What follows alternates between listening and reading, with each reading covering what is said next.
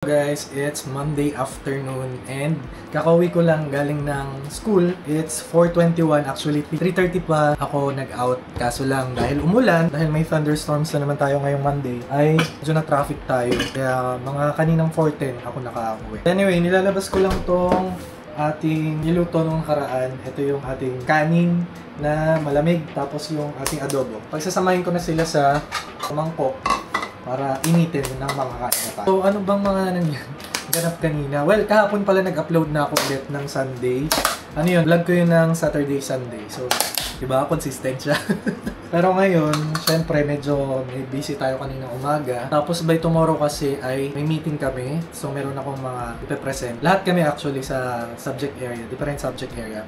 May ipe-present. So, nagawa ko na yun nung mga nakaraang week kaso hindi ko pa ata siya natapos. Hindi ko alam, check ko na lang ulit. Pero hopefully, 95% doon ay tapos ko na. Syempre, dahil frozen.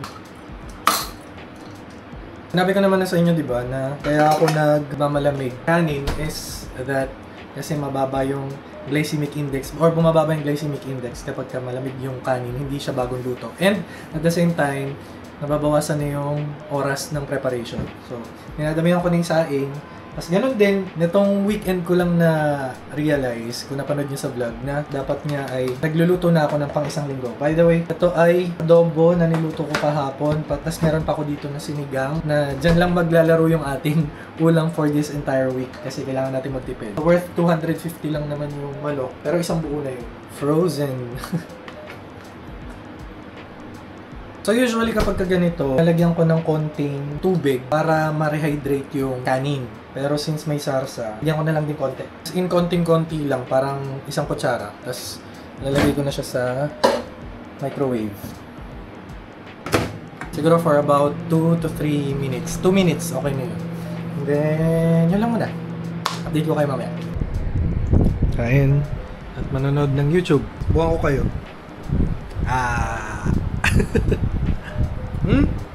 Dahil kasing kaartehan eh.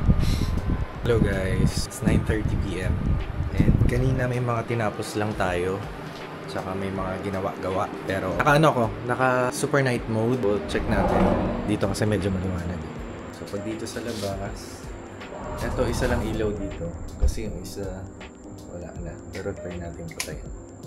Hindi ko alam kung may dilag dito. Try ko nga, tignan ko kung may dilag. Pero ayan, ito lang ilaw natin. Try ko ba sa labas? Umaambon kasi, kaya wag na lang. Buksan natin ulit yung ilaw.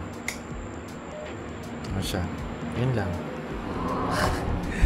Until now, tinetest pa rin natin yung full potential nitong ating DJI Osmo Nano.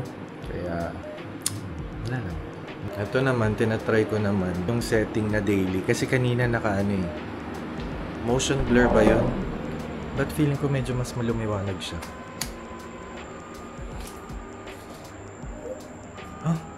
Oo nga, mas lumiwanag siya dito.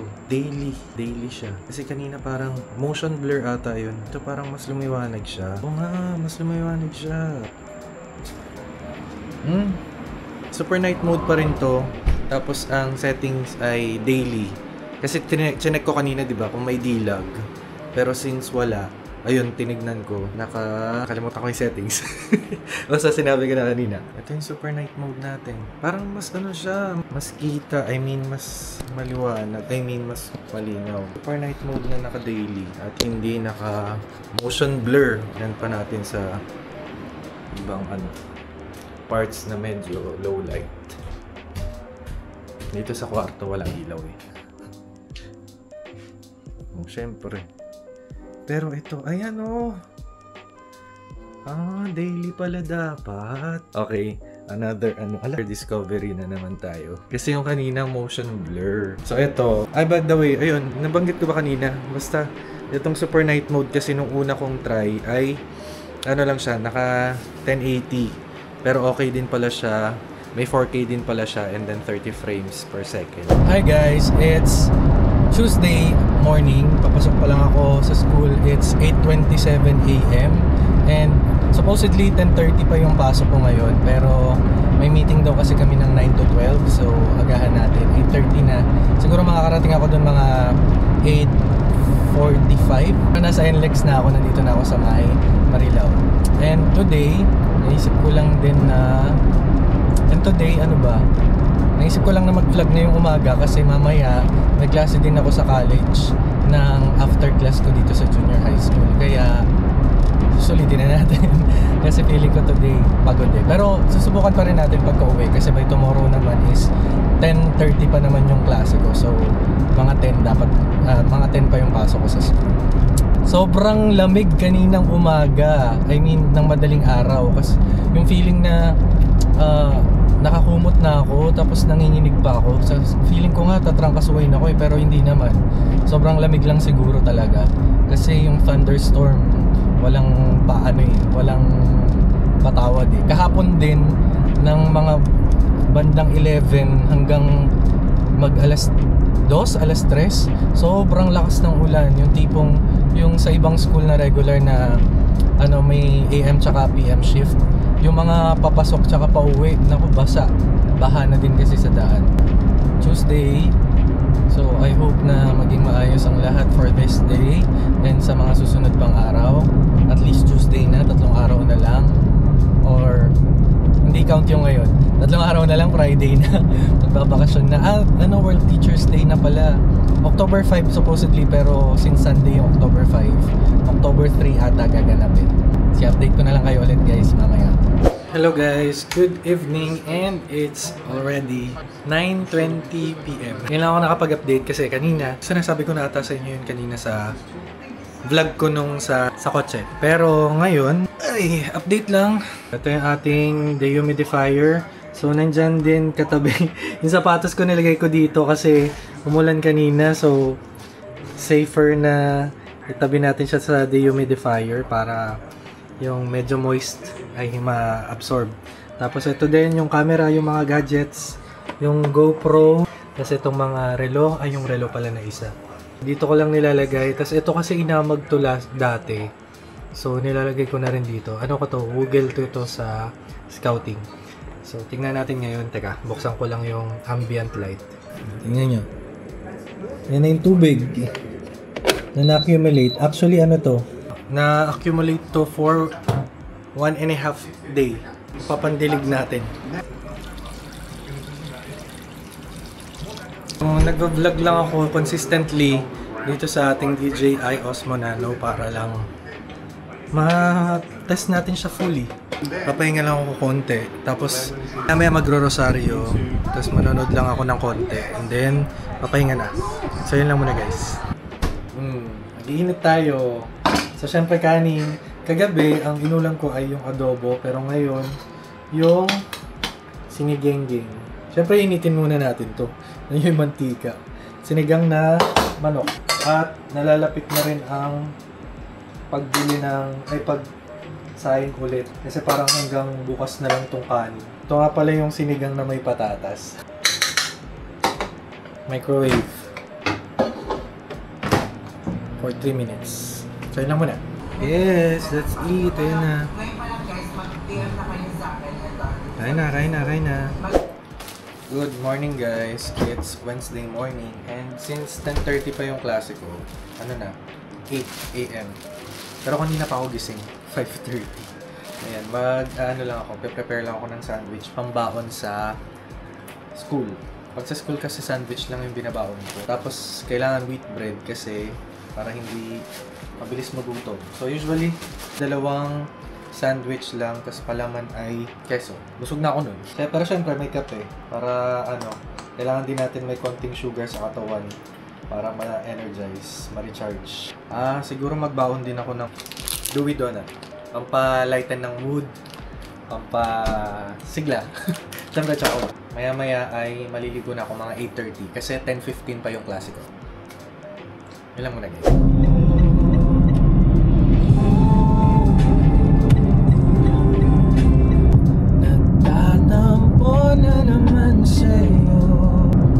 Ang puso kong nasasaktan. Diba ang ingay ko? Pero nasa biyahe na ako papunta ng school.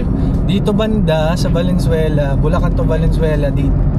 Well, Valenzuela pa rin naman yung pupuntahan ko. Maaraw, pero pagdating doon, makulimlim. Kanina ba, alam mo ba di ko napapansin na alam mo dalawa na hindi kita magugustuhan. Hello guys, nakuwi na ako. And ngayon, tinatest ko lang yung ating microphone. ASMR yan. Ayan, tinatest ko lang yung ating microphone kasi kanina in-unbox ko na to. Kung gusto nyo mapanood yung video na yun, nasa TikTok kasi yun. Itatry ko naman siya ng nakalagay lang dito sa damit. Wait. Well, at least, naisip ko lang din kasi mag-mic para kahit papano, syempre, kapag ka naglo-low-key na kunwari, naglalakad-lakad na malayo, kakabit ko lang kayo sa isang poste na bakal. Tapos, pwede pa akong magsalita, di ba? Tsaka, kahit na anong quality ng camera, once na hindi masyadong maganda yung audio, mema. Well, anyway, maganda pa rin naman yung audio nitong DJI Nano. Pero syempre, may times na medyo kailangan nating ilayo yung camera. Kaya, mas okay na yung nakaka-capture nyo yung mga audio sa lahat ng clips.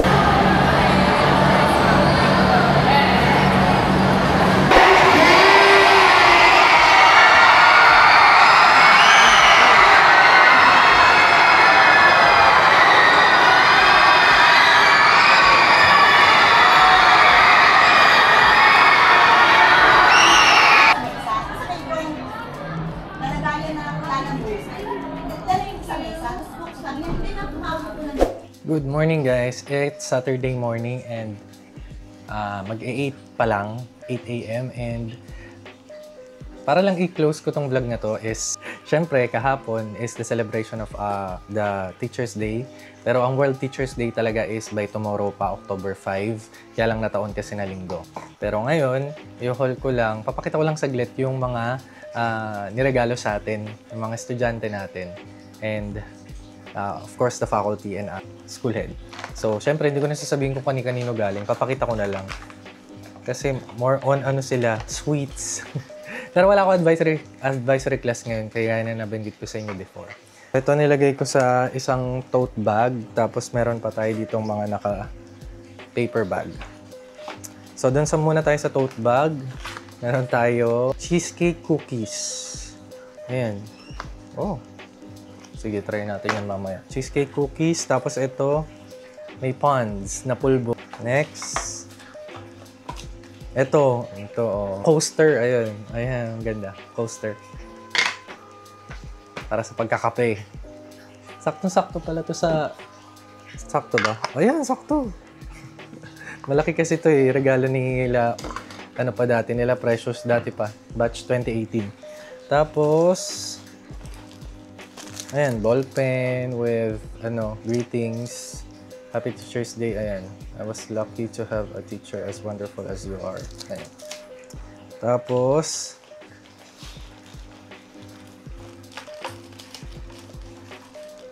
again, chocolates.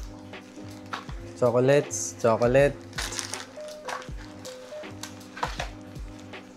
ulit. Chocolate.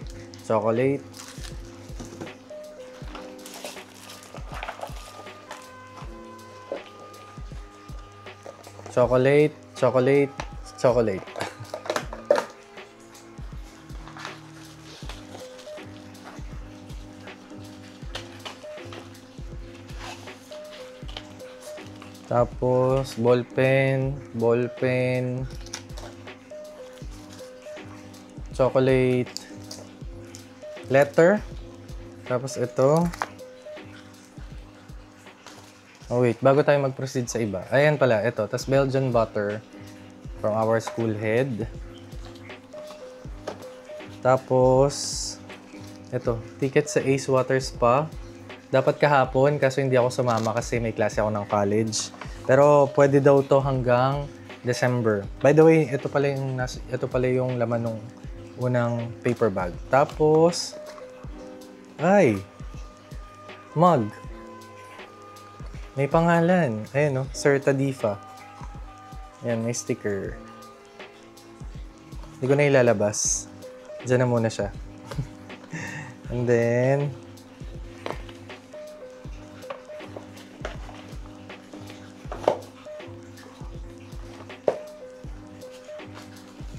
Ito, buksan na lang muna natin. Hi, Sir Tadifa.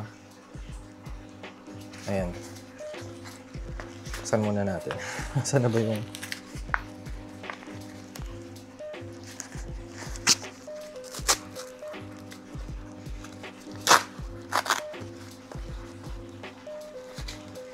Ito ay... ink? Oh! Pantatak. Oh, okay. Pantatak. Sakto pala, may ink. Kasi meron din akong pantatak eh, na medyo nag-fade na yung ano. So, pwede yan. Ayan, okay. Thank you kay Anya. Tapos, ito naman. Ayan, may design pa. What's this?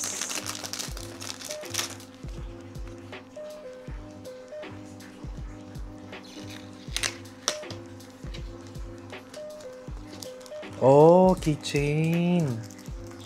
Nice. Teacher JR. Yan. Next. Ito naman, from 9 Curie. Tanong nila sa akin, sir, buhok mo ba yan? Sabi ko. Baka dati, buhok ko dati. Pero nung Thursday kasi, ay tinanong nila ako sa mga bagay-bagay kung anong favorite color, ganun. Ito ay pang isang buong section na ata. So, ang laman ay Skittles. Food. Tapos, ayan, from Goleng. Galing sa pen shop. Ano kaya to? Ah, pabango. Ay, hand sanitizer. Nice. Para after class, ayan, madaling ma-access. Tapos, ito pa. From Kabigayan, ayan. Chocolate ulit, KitKat. Ah, magnetic bookmark. Ayan, yun nilagay nila yung ano. Kung ano yung image dito sa, ayan, naka-Spotify pa. Kung ano yung image.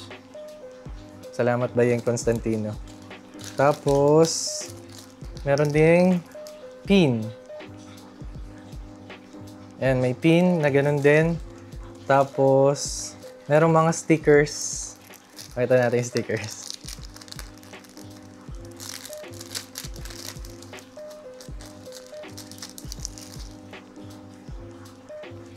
So, merong gitara. Ay. Merong gitara. So, syempre, meron ako na nagigitara. May Happy Teacher's Day. Tapos pusa. Tinanong pala kasi nila ako kung anong pet. Sabi ko aso or pusa.